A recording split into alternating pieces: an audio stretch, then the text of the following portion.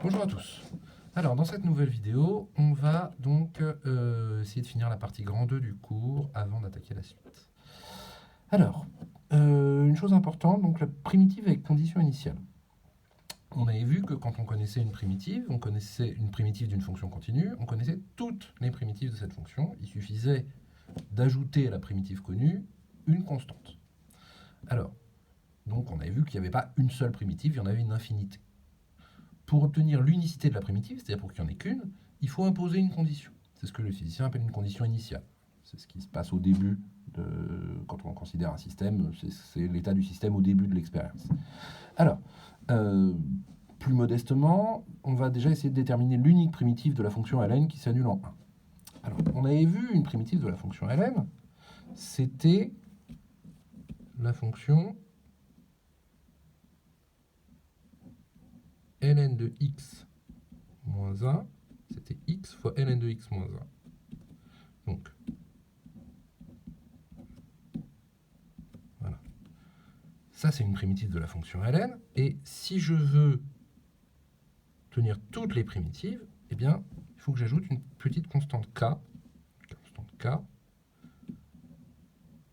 avec k appartenant à r. Voilà. Ça, c'est la formule générale. C'est toutes les primitives de la fonction ln. Toute primitive de la fonction ln, c'est écrit comme ça. Alors, pourquoi ça, c'est une primitive de la fonction ln? On l'avait démontré dans le cours un peu avant, au début du cours sur les primitives. On avait vu que cette fonction-là était une primitive de la fonction ln.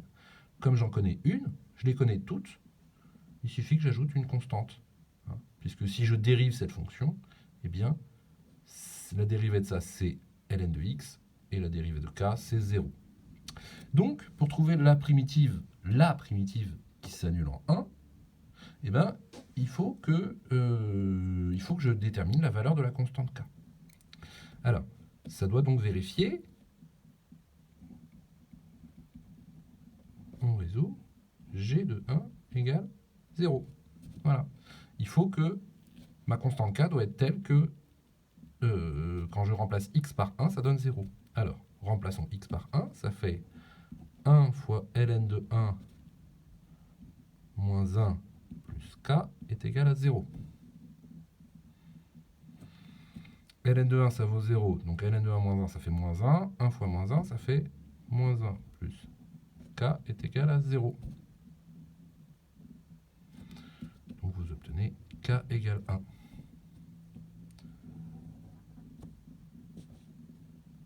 Donc la primitive cherchée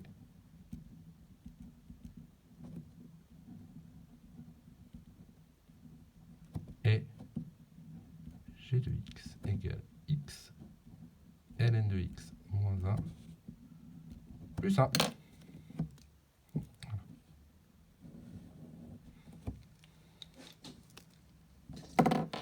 C'est donc, voilà, ça c'est la primitive de la fonction ln qui s'annule en 1.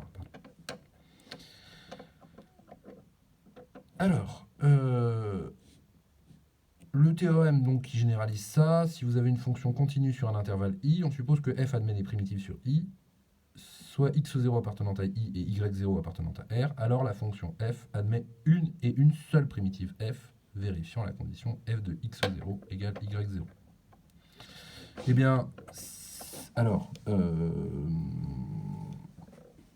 c'est en fait assez simple. Il suffit de poser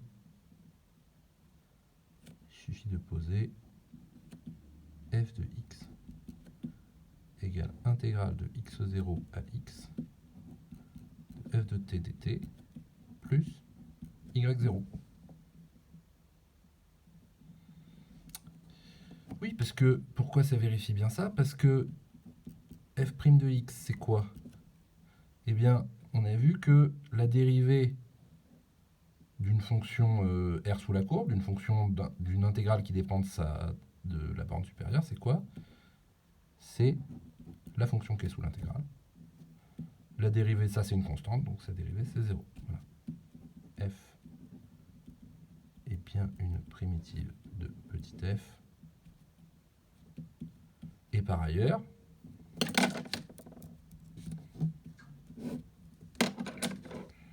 si vous regardez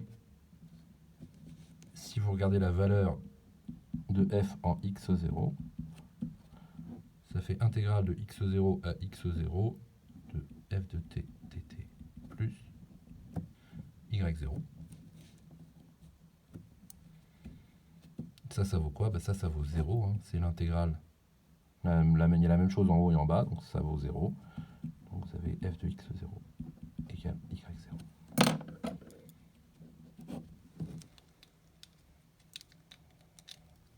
Voilà. Bon, ce théorème et le suivant ne sont pas fondamentaux, enfin ils sont très importants, mais ils ne sont pas fondamentaux au niveau de ce qu'on vous demandera cette année. Vous pouvez retenir le résultat que on peut trouver une primitive qui prend une valeur voulue en un point voulu. Et il n'y en a qu'une. Et le théorème suivant, donc toute fonction f continue sur un intervalle i admet des primitives sur i. Alors ça, c'est un résultat très important théoriquement, mais qu'on utilisera assez peu cette année. Alors je vais quand même vous faire la démonstration rapidement. Donc l'idée c'est que on sait que toute fonction positive continue admet des primitives. Hein. C'est ce qu'on a vu avec le théorème fondamental, c'est la fonction R sous la courbe. Donc l'idée, c'est, ça va être de le montrer pour une fonction qui n'est pas forcément positive. Alors, faisons un petit dessin d'une fonction qui n'est pas forcément positive. Fonction continue sur un intervalle AB. Tiens, je vais prendre A ici pour changer. Puis, voilà. Et je vais donc prendre une fonction qui n'est pas forcément positive. Voilà donc ma fonction f. Alors, l'idée, ça va être la chose suivante. On va admettre un résultat qui est assez intuitif, pas facile à démontrer, mais assez intuitif. On admet que f admet un minimum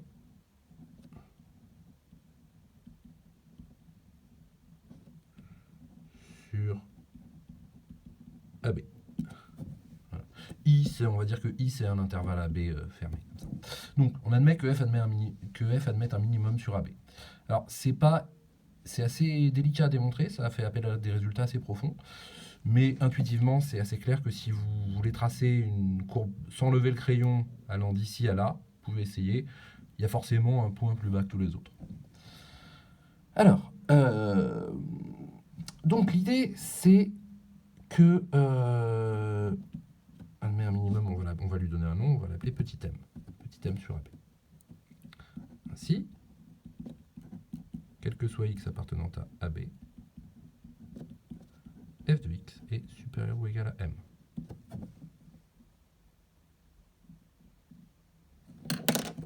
Voilà. Donc, elle n'est pas forcément plus grande que 0, mais elle est quand même plus grande qu'un certain nombre. Alors, l'idée, ça va être de poser... On pose g de x égale f de x moins m. Et bien, qu'est-ce que vous pouvez dire de cette fonction g? C'est que quel que soit x, g de x, c'est plus grand que m moins m, hein, puisque f de x est plus grand que m. G de x, c'est plus grand que m moins m, c'est-à-dire 0. Ainsi, g est positive.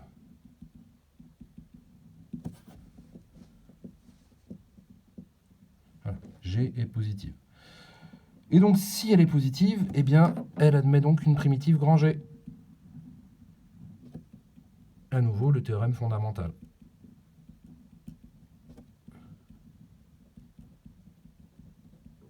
Hein, on a vu que toute fonction positive, la fonction R admettait toute fonction continue positive admettait une primitive. C'était la fonction R sous la courbe. Et donc, ensuite, qu'est-ce qu'on fait? Eh bien, on pose grand f de x égale g de x, la primitive de la fonction petit g, plus mx. Et si vous dérivez cette fonction-là,